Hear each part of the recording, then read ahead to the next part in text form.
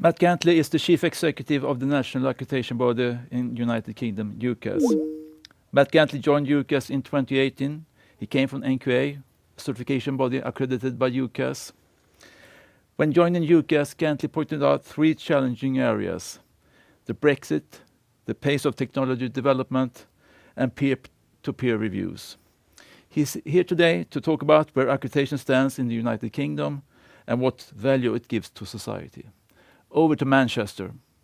Okay, well, good afternoon, everybody. May I firstly say thank you to Ulf, Peter, and Anna, and all our friends in Swedac for inviting UKAS to this important conference on the value of accreditation, and for giving me the opportunity to speak about this topic. A topic that we believe adds real tangible benefit for our national, European, and global economies, and has a valuable role to play for government, public, and enterprise. As Peter has already mentioned, my name is Matt Gantley. I'm the Chief Executive of the United Kingdom Accreditation Service, which is a government-appointed national accreditation body for the United Kingdom. And I would like to speak to you for about 15 minutes, firstly to clarify what accreditation is, why it matters, and I would like to explain who we are, where we fit in, and what we do to support the UK quality infrastructure. And finally, what are the challenges and the opportunities ahead, alongside to give some examples of accreditation as we go along. Okay. So as we go through, you'll note my presentation is full of information sources, graphs, and pictures, and I would be happy for these slides to be made available to delegates afterwards so that you can look at these in further detail. This will allow me to move through materials at greater pace. Of course, at the end of the presentation, we have the opportunity for questions and answers.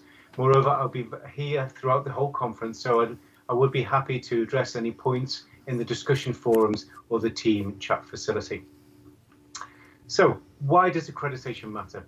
As these pictures show from a video produced by IEF and ILAC, at work, home, and play, accreditation matters because alongside standards, it is the hidden infrastructure that ensures that we can be confident in our daily lives from the moment that we wake up in our bed, where the materials are tested for fire safety, to our breakfast and the quality of the water in our kettle, or the food safety of the butter on our toast, from the emissions of our cars in our drive to work and the calibration of speed cameras, to the integrity of construction products in our workplace. These are just some of the very small but many thousands of ways that standards and accreditation protect the way we live our lives. In these thousands of ways, we can be confident in our workplace, at home, and in play that the products and the services that we use are safe, legal, secure, sustainable, and quality because of standards and accreditation. So where do we see these signs of assurance? Well, we see them in several ways, including a range of certification marks. For example, the BSI Kite mark or the CE mark for designated products that are sold in the European Union, which attests to the appropriate health and safety and environmental standards. We see it in the Chinese product conformity mark and the new UK conformity assessment mark, which will come into place on the 1st of January 2021. Behind these and many other symbols, marks, and labels, we find the hidden assurance of accreditation. UKAS and its accreditation symbols on the left-hand side, as well as those of Swedac and other ILAC and IF accreditation bodies, are the final stamp of approval that testing, inspection, and certification and verification is done so competently, consistently, and impartially. So, what is accreditation? Well, accreditation can be technically defined as a procedure by which an authoritative body gives formal recognition that a body or person is competent to carry out specific tasks. As we can see from the slide, accreditation is the formal independent recognition of the competence of a conformity assessment body to perform specific assessment tasks. These can range very broadly across many facets, but they drop into four major categories: testing, for example, COVID-19 testing; inspection, certification, for example, personal protective equipment, product testing; and also increasingly the validation of data and the verification of claims. These conformity assessment bodies are evaluated against a series of international standards, as we can see from the shaded box on the right, which provide a consistent global framework to allow testing, inspection, and certification to be recognized across the globe, and especially across trade borders, as Stefan will go into more detail in his presentation. So, for example, certification across the international standard ISO 17021 is one of the largest accreditation schemes. Excuse me. For example, with over 1.1 million businesses across the world certified to ISO 9001. A key point to remember from this slide is that these harmonized accreditation standards are developed at a global level, bringing consistency across the world on the way that conformity assessment is applied in practice. Another way to understand accreditation is to think of it as the final level of control before government. UKAS is the appointed body by the Department for Business and Industrial Strategy to deliver this essential public authority and public service role. Throughout a hierarchy of accredited conformity assessment, international and national standards underpin the evaluation process. As a minimum, we evaluate the competence and conformity assessment bodies on an annual basis to ensure that they are competent and delivering an impartial service, for the prime purpose, again, to ensure government, consumers and enterprises and purchasers can be confident and assured and ultimately have trust in the quality, legality and safety of the products and the services that they use. Accreditation, though, does not act alone or exist alone. Instead, it is part of a broader network often referred to as the United Kingdom Quality Infrastructure. Now, this model is mirrored in Sweden and is modeled and mirrored all around the world and most of the advanced economies or emerging economies around the world, bringing together accreditation from UKAS and other accreditation bodies based upon harmonized consensus-based standard in the UK from the British Standards Institute, with scientific and industrial metrology from the National Physical Laboratory and legal metrology from the National Measurement Office, and finally with trading standards for market surveillance. Each of these elements complements each other to ensure safety, quality and legality of products in those that we use on a daily basis. Equally, accreditation does not have value alone.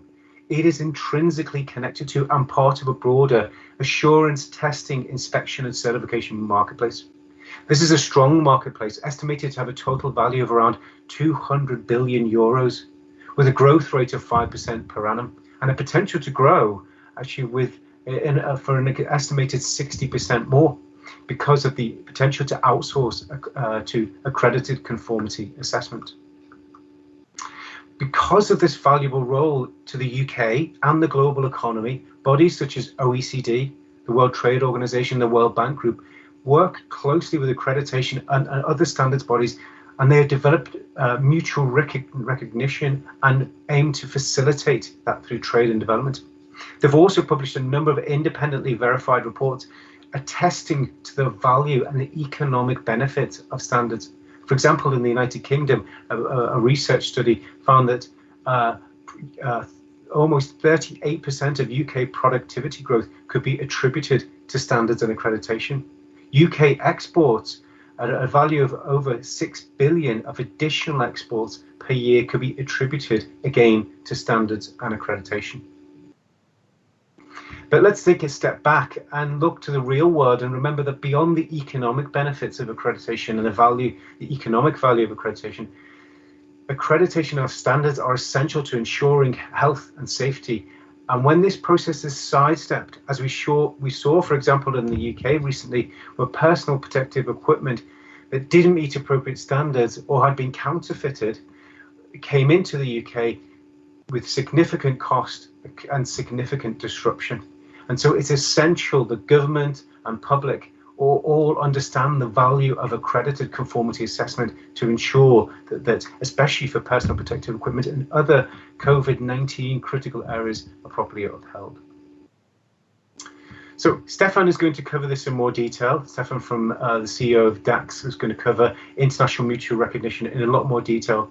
But as this slide indicates, UKAS is a regional member of the European Body for Accreditation, IEF for certification, and ILAC for inspection and testing.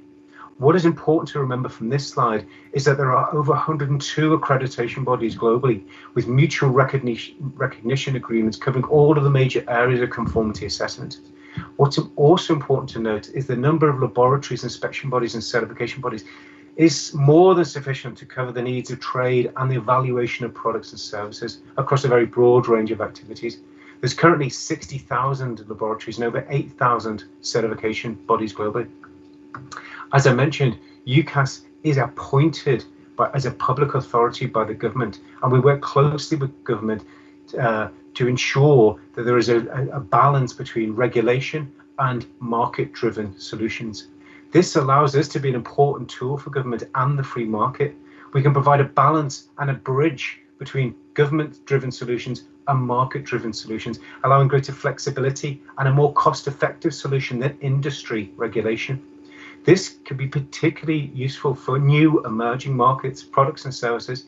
For example, those created for the fourth industrial revolution, such as the Internet of Things and blockchain technology.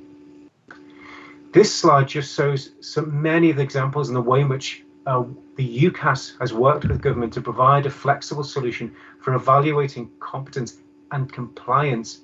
For example, in the forensic sector, we work with the forensic science regulator from food standards for certification and testing of food safety, to the work that we're doing with the Ministry of Housing on addressing public safety in high-rise buildings, to the close collaboration we've had with our National Health Service for COVID-19 testing. But before I finish, I wanted to reflect on some key factors that are driving the way that our marketplace is evolving. In the broader marketplace, the new work arrangements brought about through COVID-19 and the new normal will fundamentally affect business and society. Political change and uncertainty, for example, through Brexit, has created an uncertainty and trade disturbances, and other areas where it's in the USA or in China will affect the way conformity assessment works in the future. Moreover, declining public trust in large organizations or in government bodies is affecting the assumption behind and the trust within conformity assessment. Escalating environmental concerns, equality and inclusion, the fourth industrial revolution, all of these should affect the way we think about accreditation and conformity assessment body as part of our strategy. But we must remember we are part of this strong assurance, testing and inspection and certification market, and we need to work very closely with the accredited conformity assessment bodies to adapt to these challenges and opportunities.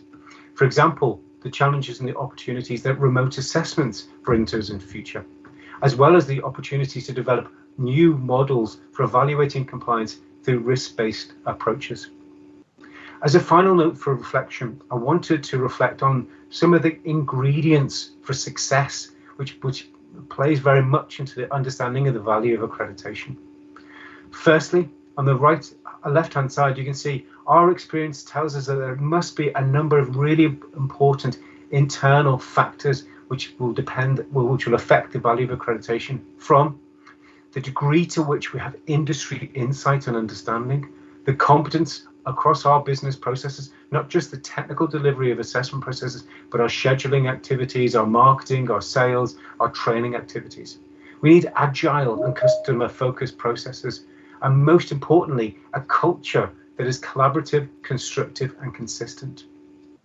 Now, Ulf asked me a question before this seminar, which is, when is accreditation appropriate and when is it not suitable? And our experiences, and this diagram simply shows on the right-hand side of this slide, is that accreditation is most valuable and most appropriate when these external ingredients of success are in place.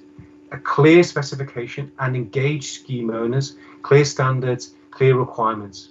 Engaged specifiers, for example, industry bodies or government bodies with commercial market drivers for a reason for organizations to go forward with the test, inspection or certification, and for certification bodies or inspection bodies to come into that marketplace. There need to be competent conformity assessment bodies, and of course, accreditation bodies that all work collaboratively together as part of an international mutual recognition framework. So we believe all of those ingredients come together to make sure that accreditation is effective for the marketplace. So in last slide, I'd like to say thank you very much for listening today. I know I've gone through quite a lot of information there, but I do hope we'll have the opportunity to speak with you and answer any of your questions as we go through. I truly believe that UKAS as this national accreditation body has a very significant role to play for government and the public and industry. And we can see from many case studies, there is a real background to evidence to prove the value of accreditation. But going forward, we have new opportunities and challenges that we need to build into our strategy as we go along. So with that, I'll pass back to Peter. Thank you very much. Thank you, Matt. For a very interesting presentation. Going back to your second last slide there, you spoke about the value. Do you have any thoughts on how you further can increase the value of accreditation for society?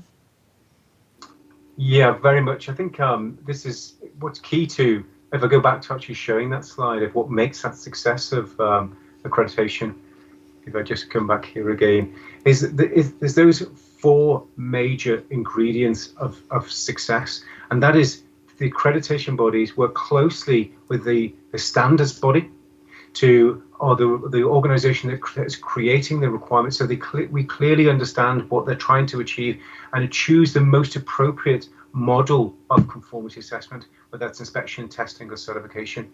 Also, we work very closely with specifiers, in particular government or industry bodies, so that they understand how they make a difference in the understanding of that requirement and the understanding of the competence and the impartiality of the way that that conformity assessment scheme works. We also have to work closely with our conformity assessment bodies to bring them up to the highest possible standards. And lastly, as an accreditation body, we need to work across our accreditation community to make sure there is consistency in the way that we work. All of those ingredients come together, as well as for us, we need to continue to promote the value of accreditation to industry groups, to government. We need to ensure that we have case studies and evidence to prove that how accreditation works. And we need to get out more and do more events, webinars, programs. And actually, I'd like to pay some praise to the work that ILAC and IF have done, particularly in producing case studies on the value of accreditation to government and public bodies, as well as to industry. And it's actually in my last slide, I've given some links to the guidance and the best practice that is put forward by ILAC and IF. Okay, thank you, Matt. How would you see on the challenge for accreditation to keep up with the market demands, for example, regarding effective accreditation processes and time to establish new schemes for the market? Yeah, I think because of its very nature, the development of especially new schemes does take time. Even if it's very fastest, to develop an accreditation scheme would take at least 6 months, but on practice it can be a year and a half to 2 years to develop. That's because all of those key elements must come together: the standards development or the requirement, the conformity assessment bodies making sure that they're competent, making sure that there's a scheme owner or a driver pushing it forward. So we need agility. We need to make sure that we're engaged and working with all of those different parties. We need to make sure that when we understand the requirements, we build the procedures and we engage properly with all the different areas. But accreditation is not always the most suitable solution, especially for schemes that are very dynamic or evolving very, very quickly. Schemes that, for example, are very niche, or there's only one certification body, or where there isn't a very strong market driver for that scheme to be developed. So we have to understand where we play the most important role, where we have the greatest value, and focus on those, and making sure that we have the appropriate procedures and policies to be agile and listen to the marketplace as well. So there's a really important balance within all of that of ensuring that we work forward. Now, for example, with the fourth industrial revolution, there is real opportunities for accreditation to play a role in the Internet of Things, or for example with blockchain technology and the validation of the inputs and the outputs of data in blockchain. But in some aspects of, for example, IT coding, or the way in which, for example, blockchain coding is put together, there is little role really for accreditation, especially because that area evolves so very, very quickly and is such a distinct and niche area. So back to my point again, it's about choosing the right areas and making sure that we focus on those first.